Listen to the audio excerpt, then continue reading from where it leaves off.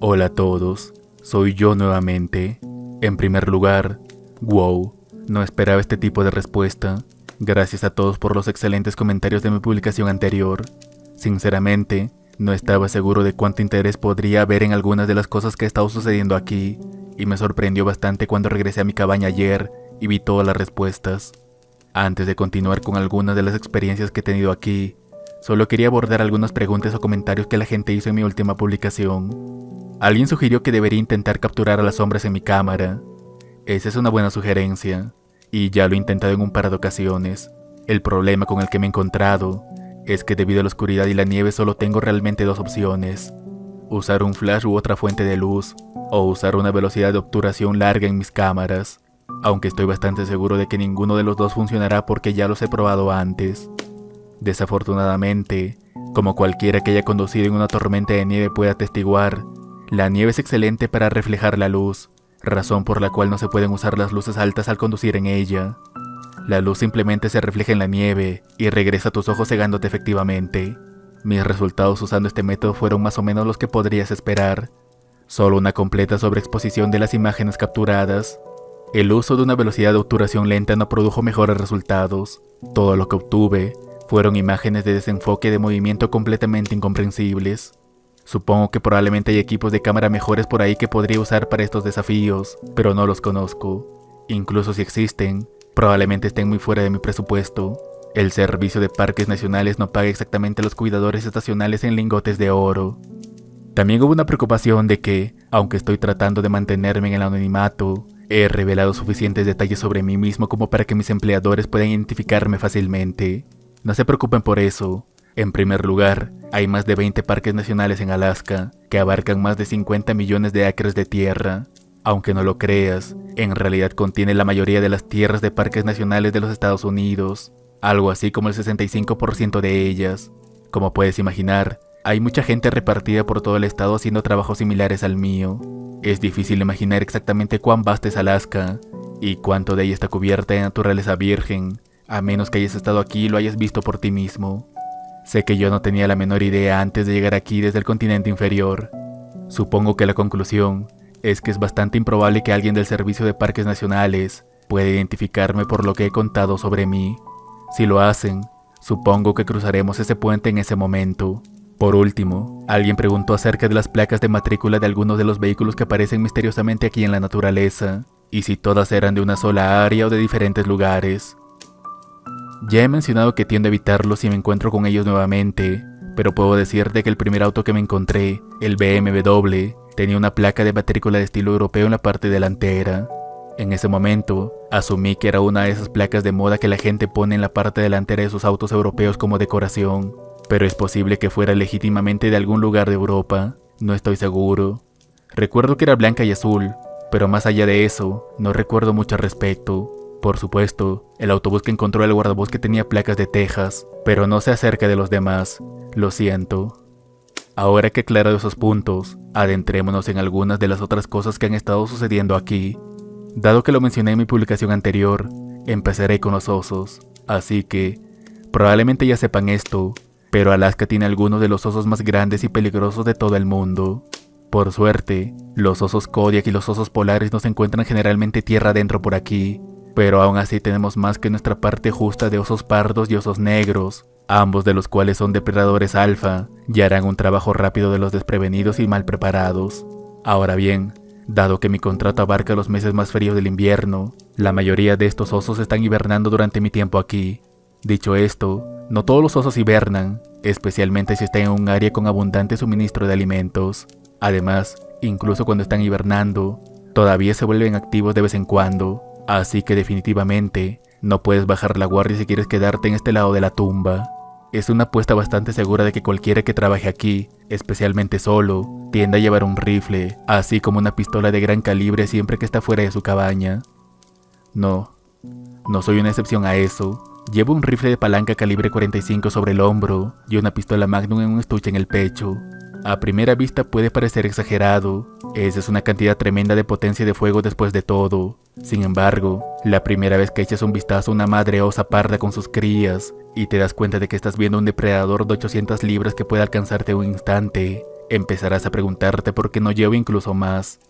La razón por la que menciono todo esto no es para darte la impresión de que son algún tipo de monstruos míticos escondidos detrás de cada árbol esperando saltar, solo que representan la cima de la cadena alimenticia aquí y punto.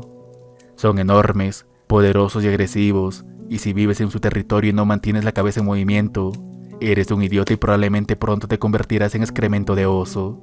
Entonces, dado todo eso, estoy seguro de que entenderás lo que significa cuando te digo que algo está matando a los grandes osos pardos aquí.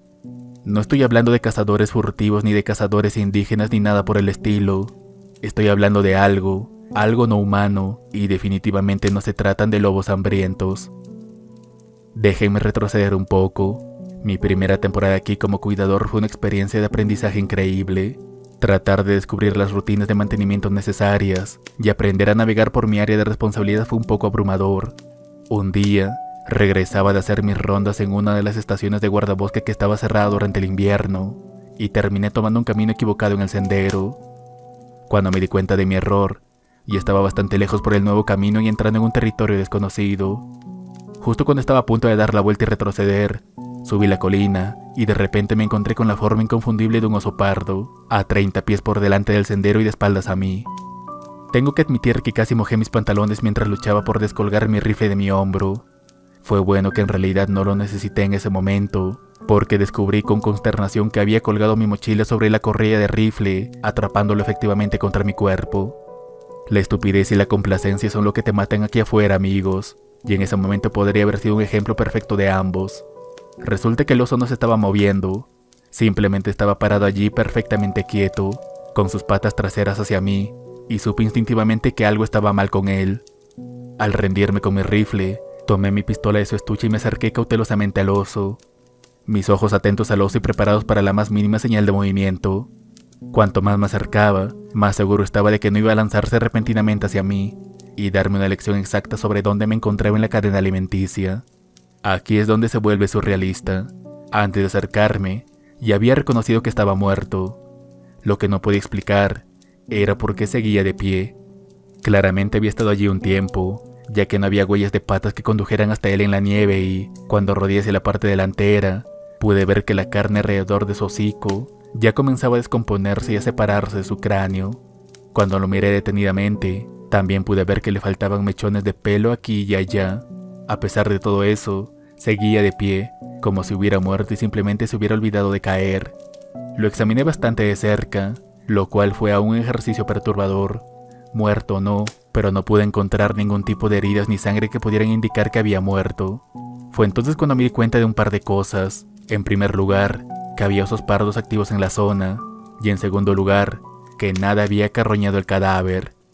Decir que esto era inusual era quedarme corto. La mayoría de los principales carnívoros en esta área, incluidos lobos, glotones y zorros, complementan sus dietas carroñando a la carroña.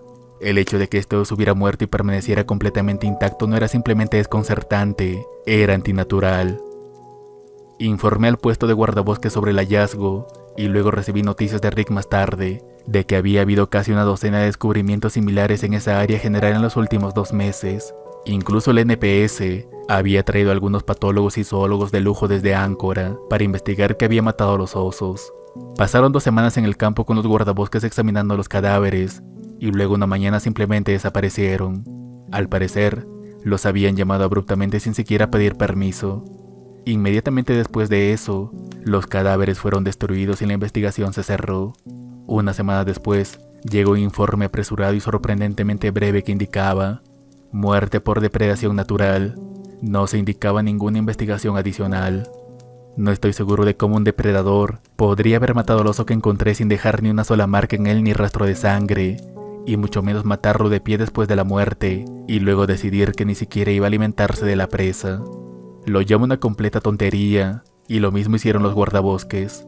Rick me dijo que su jefe había intentado ponerse en contacto con los patólogos para obtener más información, pero le dijeron que todos habían sido reasignados y que ya no trabajaban con el servicio de parques.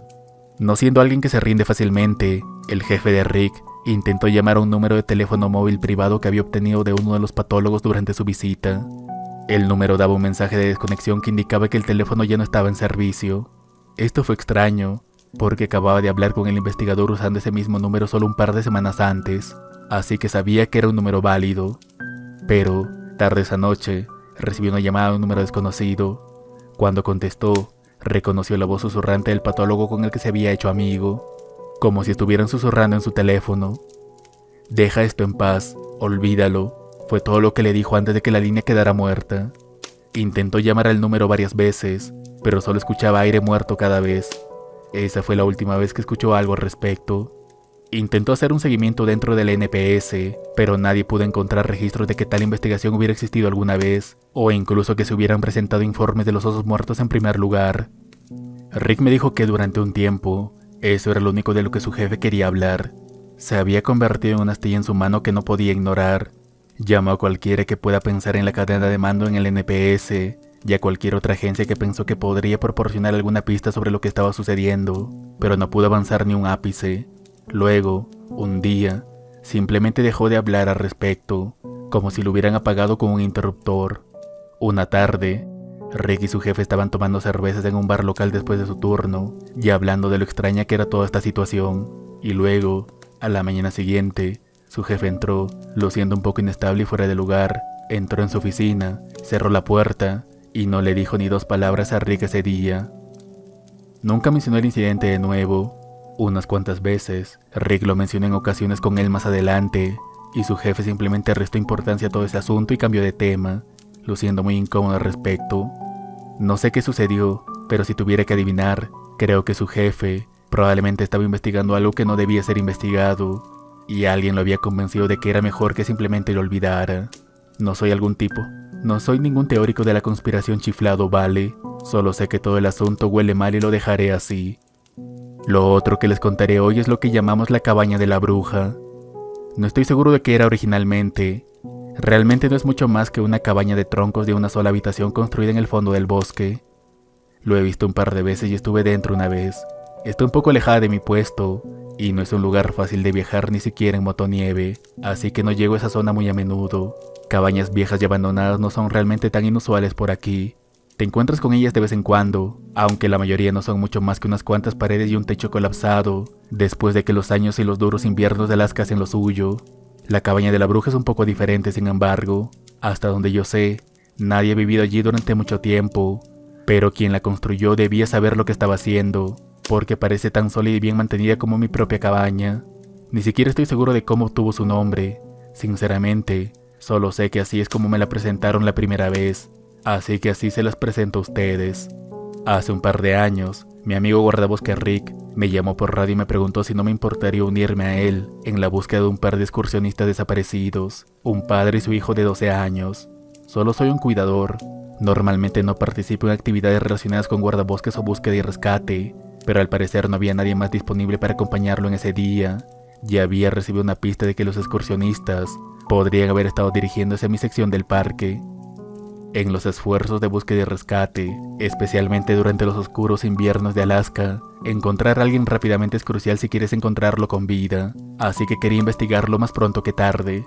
Por supuesto, no pude exactamente negarme a ayudarlo, especialmente cuando uno de ellos era solo un niño, así que, un par de horas después, me encontraba siguiéndolo a través de la nieve hasta las rodillas. Avanzamos por un camino semifamiliar durante un rato, antes de que él girara a la izquierda en el cruce, y empezamos a avanzar por otro camino que no me resultaba familiar. Parecía que sabía hacia dónde nos dirigíamos, como si tuviera un destino en particular en mente, pero realmente no hablamos mucho durante la caminata. Nos detuvimos un par de veces para descansar y beber un poco de café caliente de nuestros termos, pero incluso entonces, ambos estábamos callados. Creo que había alguna especie de nube oscura que se cernía sobre su estado de ánimo. Podía verlo en sus ojos entrecerrados y en su ceño fruncido. Era contagioso y pronto empezó a manifestarse en mi propia mente. Una hora después llegamos al lugar. Me sorprendió ver esta pequeña cabaña de troncos de cedro perfectamente conservada, simplemente sentada aquí entre los árboles y pareciendo como si alguien saliera de la puerta principal en cualquier momento. Sin embargo, algo en el lugar parecía extraño. De alguna manera, sabía que nadie vivía allí, que nadie había vivido allí durante mucho tiempo. No puedo explicarlo, pero en ese momento tuve esa extraña sensación de que no éramos bienvenidos, como si algo me dijera que diera la vuelta y regresara mientras todavía pudiera.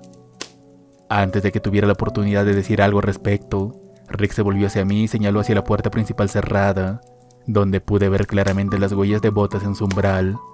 «Vamos», dijo sobre el viento que acababa de soplar, y pude ver la expresión sombría en su rostro antes de que se apartara de mí y comenzara a dirigirse hacia la puerta.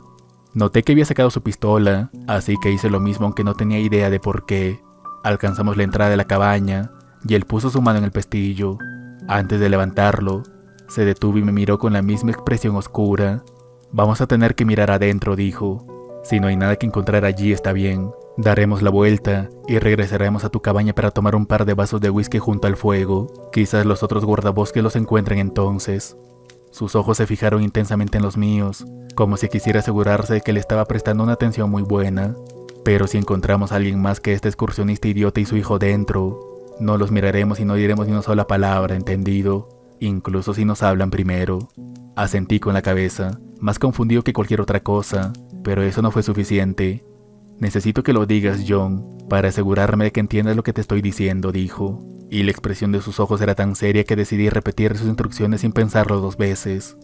Cuando lo hice, él asintió brevemente y levantó el pestillo, y empujó la puerta hacia adentro. Entramos a la oscura habitación de más allá.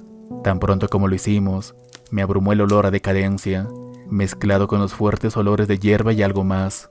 Algo enfermizo que se escondía justo debajo de la superficie de todo eso.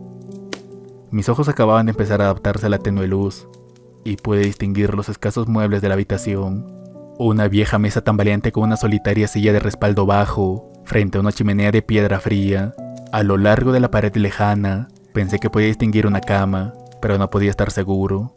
«Maldita sea, ha vuelto a suceder», dijo Rick, casi en voz baja, y el tono de advertencia de su voz atrajo mi atención de inmediato. Me volví para encontrarlo arrodillado junto al cascarón desecado del cuerpo de un hombre, vestido con pantalones de nieve grises y una chaqueta roja de plumón apoyado contra la pared. Parecía que había estado allí durante años, y retrocedí tambaleándome en shock sin darme cuenta. «¿Qué diablos?», exclamé, sin saber realmente qué más decir. Rick recogió algo que estaba apoyado en el suelo cerca de la mano esquelética del hombre, miró brevemente alrededor de la habitación, y luego asintió hacia la puerta. «Es hora de irnos. Le diré al equipo de búsqueda y rescate que los encontramos», dijo. Estaba más que un poco confundido. El cuerpo que estábamos viendo estaba casi momificado. Claramente había estado allí por mucho tiempo y se lo dije. Además, solo había uno de ellos. Si era posible que este fuera el padre, eso aún significaba que el hijo estaba en algún lugar aquí afuera. «Es demasiado tarde, John», fue todo lo que dijo, presionando algo en mis manos mientras pasaba junto a mí y salía por la puerta.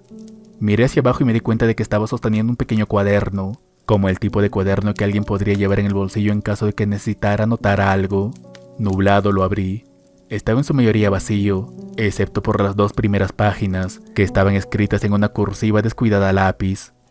«Ya no lo tengo, así que esto será tan preciso como lo recuerdo, pero debería ser lo suficientemente cercano para que entiendas la idea. Encontramos su cabaña. Dios, desearía que no lo hubiéramos hecho. Nathan se ha ido. Ella se lo llevó. He estado vagando aquí dentro durante días, pero no puedo encontrar la salida. No he visto a Nathan ni a ella desde ese primer día. Mi hijo se ha ido. ¿Cómo es posible que no encuentre la salida? ¿Qué está pasando aquí?» Puedo escuchar sus susurros burlándose de mí, pero siempre está un poco más adelante a la vuelta de la esquina siguiente. No entiendo nada de esto. Lo siento mucho.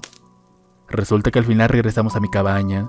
Rick comunicó por radio al equipo de búsqueda y rescate que los encontramos en la cabaña, y la persona al otro lado se tomó un largo momento antes de responder con un simple reconocimiento. Sin preguntas, solo, «Entendido, Rick». No nos dijimos mucho esa noche. Simplemente nos sentamos frente al fuego y bebimos el resto de mi whisky hasta que ambos nos desmayamos. Cuando volví en sí a la mañana siguiente, Rick ya se había levantado y se había ido. No hemos hablado de eso desde ese día. El cuaderno había desaparecido cuando desperté, así que supongo que él se lo llevó. Claramente, sabe algo sobre lo que sucedió, sobre esa cabaña, pero nunca le he preguntado al respecto. No estoy muy seguro de que realmente quiera saberlo. Ya es lo suficientemente difícil dormir aquí por las noches a veces. Hablando de lo cual, supongo que ya es hora de despedirme y dormir un poco. Y es casi las 2 de la madrugada, y tengo un largo día de trabajo por delante mañana. Hoy nevó bastante y ya estoy atrasado en limpiar el techo de los cobertizos de almacenamiento cerca de la antigua torre de vigilancia de incendios.